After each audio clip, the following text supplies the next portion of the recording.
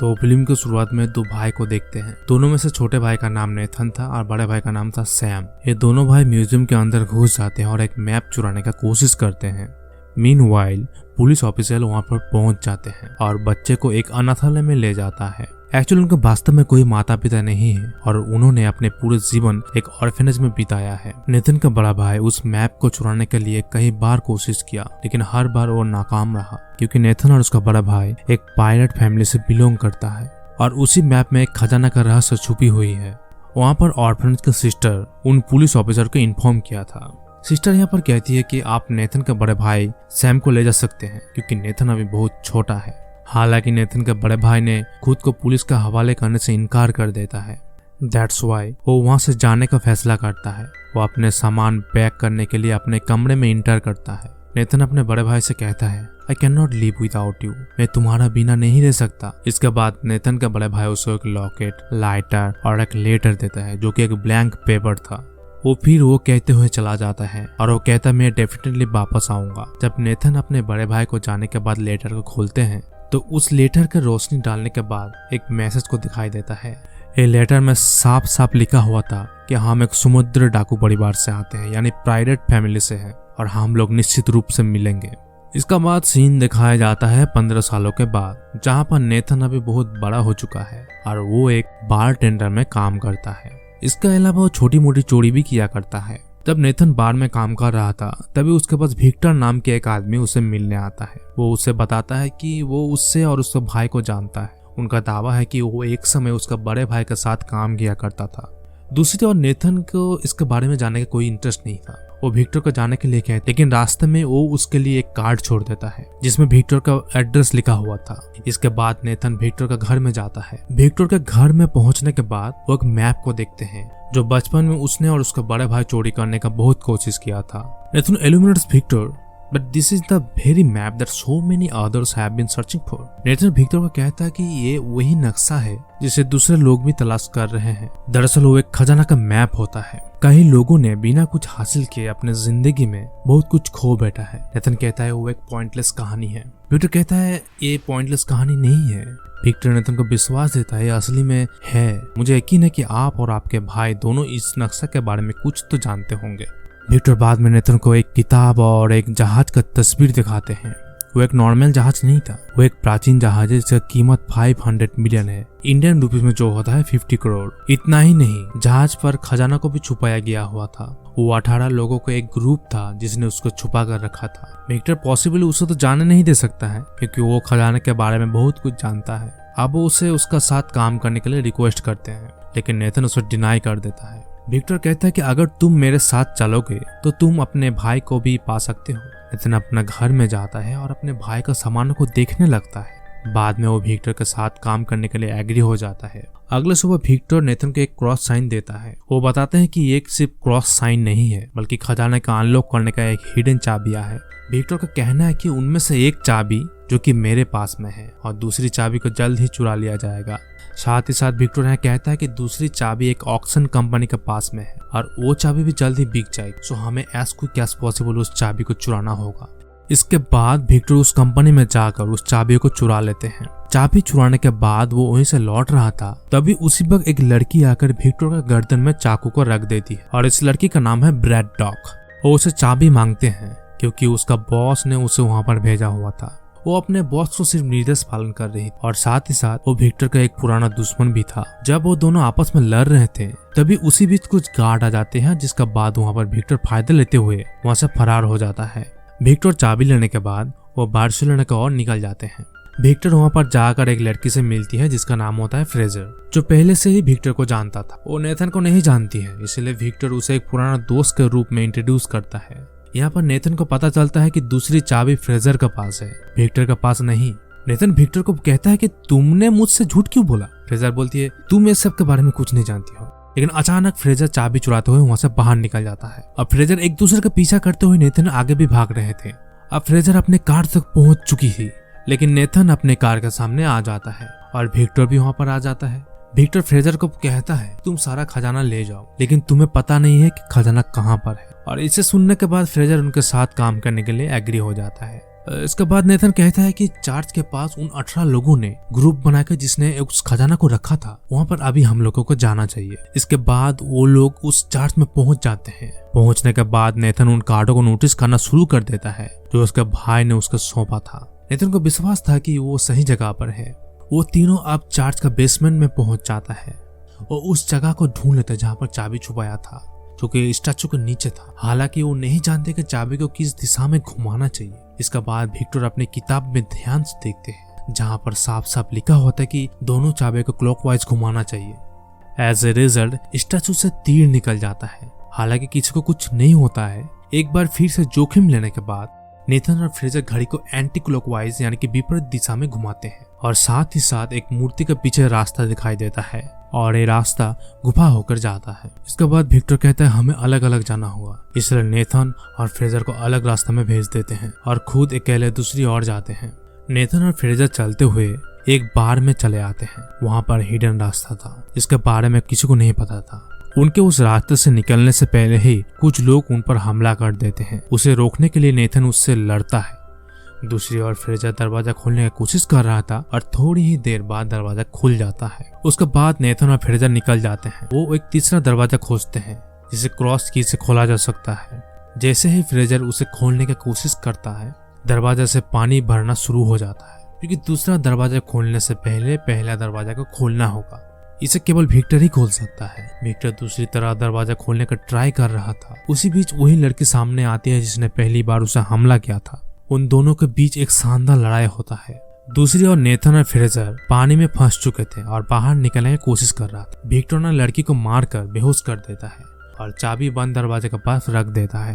इसके बाद नेथन और फ्रेजर अंत में उस दरवाजे से सुरक्षित बाहर निकल जाता है। आप लास्ट गेट इंटर करने का बारी था। हालांकि कोई नहीं जानता कि उस दरवाजे को कैसे खोला जाए।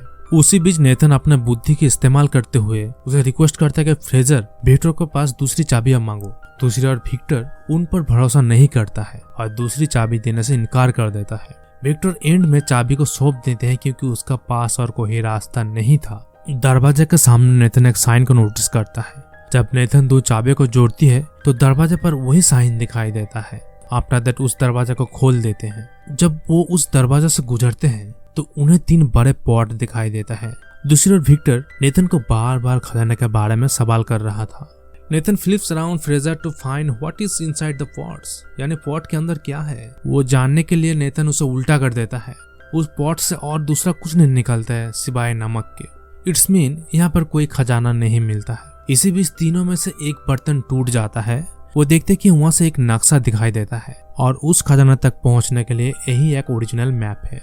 जब नेथन उस मैप को आइडेंटिफाई करते हैं, उसी बीच फ्रेजर अपनी बंदूक उसका ऊपर पॉइंट कर देती है और वो कहती है आपको क्या लगता है विक्टर ने आपको सच कहा था। उसने नेथन को सिर पर एक बंदूक से हिट करती है जिससे वो बेहोश हो जाता है। इसके बाद वो वहाँ से मैप लेकर साथ ही साथ चाबियों को लेकर चला जाती है। इसके बाद विक्टर नेथन के पास पहुंच जाता है और उसे बेहोश देखता है। उन्हें पता चलता है कि नेथन के जागने पर फ्रेजर ने उन्हें धोखा दिया है। जब नेथन को होश आता है तो वो अपने भाई के बारे में पूछता है। वो पूछता है कि मेरा भाई अभी कहाँ पर है जो तुमने मुझसे छिपा कर रखा है। इसके बाद विक्टर कहता है वो और उसका भाई कई साल पहले खजाने की खोज में गए थे। उसके लिए हमें एक किताब चुरानी थी जो हमने की। हमारे लौटते ही मरकाडा को निवासियों ने हम पर हमला किया, गोलियां चला दी। एज ए रिजल्ट आपका भाई का गोली लग गया, इसीलिए आपका भाई का वहीं पर मौत हो चुका था। ये सुनकर वो अंदर से टूट जाता है। वो रोने लगता है। वो कहता है कि तुमने उसे मारने के लिए छोड़ दिया है और अब आप उस खजाना को खोजने के लिए मेरे इस्तेमाल कर रहे हो। दूसरी ओर विक्टर कहता है कि हाँ मैंने झूठ बोला है, लेकिन ये भी तुम्हारा भाई की एक इच्छा था कि तुम उसके सपने को पूरा करो, जबकि वो इस दुनिया में जिंदा नहीं है। इसे सुनने के बाद नेथन उससे कहता है ठीक है मैं खजाना खोजने जाऊंगा, मैं मेरी भाई के एम्बिशन को फुलफिल करूंगा, लेकिन इसके बाद हम लोग दोबारा नहीं मिलेंगे। इसके बाद सीन शिफ्ट होता है जहाँ पर फ्रेजर को दिखाया जाता है जो अपने बॉस के साथ डील कर रही थी। इसका मतलब है कि फ्रेजर उसका बॉस के लिए काम करती थी। इसके बाद उसका बॉस ब्रैड को इन्फॉर्म करता है कि अब तुम फ्रेजर के अंडर में काम करोगी। बाद में ब्रैड की बॉस विमान से एक पायलट टीम लेकर खजाना खोजने पर निकल जाता है। वो अपने साथ सब इमरजेंसी सामानों को ले लेते हैं।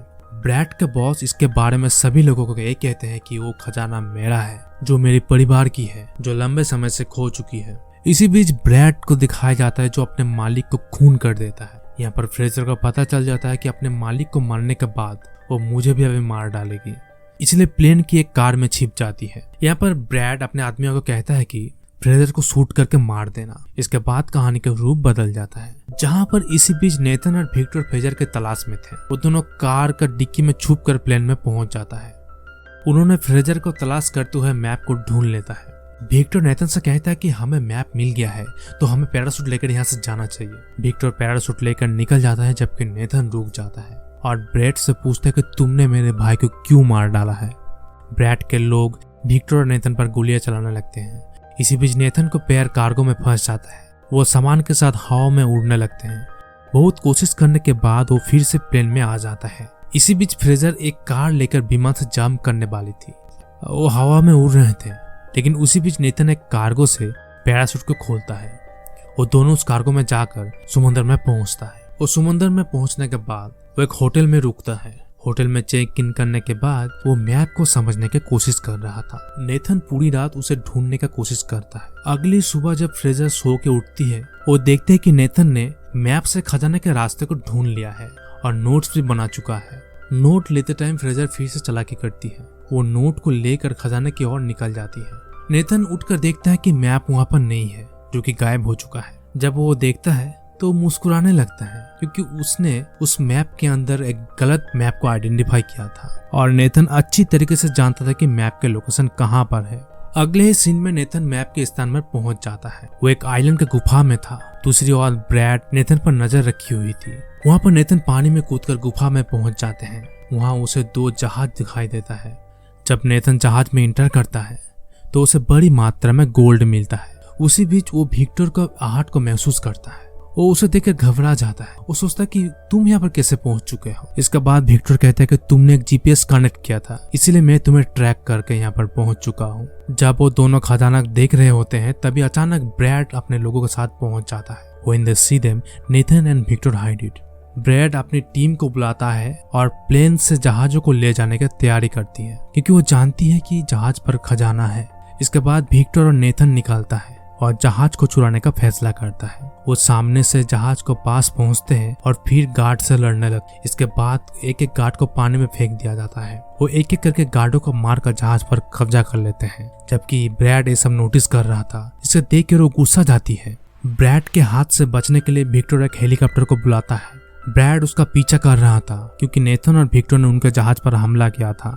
ब्रैड के हेलीकॉप्टर पर नेथन का हमला के स्वरूप वो हेलीकॉप्टर डिस्ट्रॉय हो जाता है। उसी बीच उनका जहाज पहाड़ों में टकरा जाता है और वो पूरी तरह से नष्ट हो जाता है। ब्रैड वहां से अपना रास्ता बनाता है और ब्रैड के जहाज पर उतरता है। ब्रैड उन दोनों को कहता है कि तुम दोनों भी यहाँ से भाग नहीं सकते हो।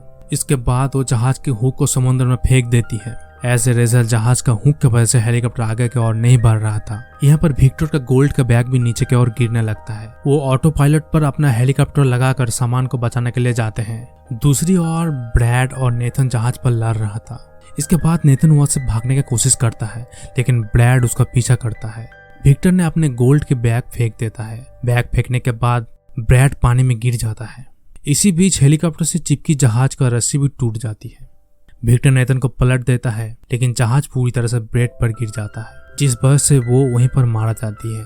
इसके बाद विक्टर नेथन को कहता है कि हम अभी भी उस सोने को लूट सकते हैं, लेकिन उसे वो रोक लेता है। वो कहता है कि ये अभी गवर्नमेंट का हो चुका है और विक्टर को हेलीकॉप्टर चलाने के लिए मजबूर करता है। ये दोनों उदास हो जाते हैं और धीरे धीरे अपने जेब से नेथन अपना सोना को निकालता है।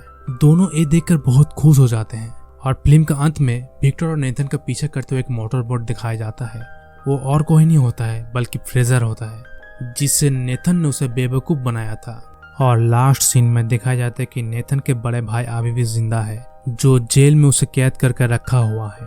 उसी बीच नेथन एक आदमी से डील करता है, लेकिन वो आदमी नेथन को ब्लैकमेल करने लगता है। उसी बीच विक्टर आकर उसे बचा लेता है, लेकिन वहां से भागने के बाद उसे और कोई आदमी पकड़ लेता है। लेकिन ये आदमी कौन होता है मूवी में नहीं दिखाया गया है। सो इसी के साथ साथ ये मूवी यहीं पर खत्म हो जाता है। आशा करते हैं कहानी आपको अच्छा लगा। तो अच्छा लगा है तो लाइक कीजिए, कमेंट कीजिए, सब्सक्राइब कीजिए। Thank you for watching. Bye.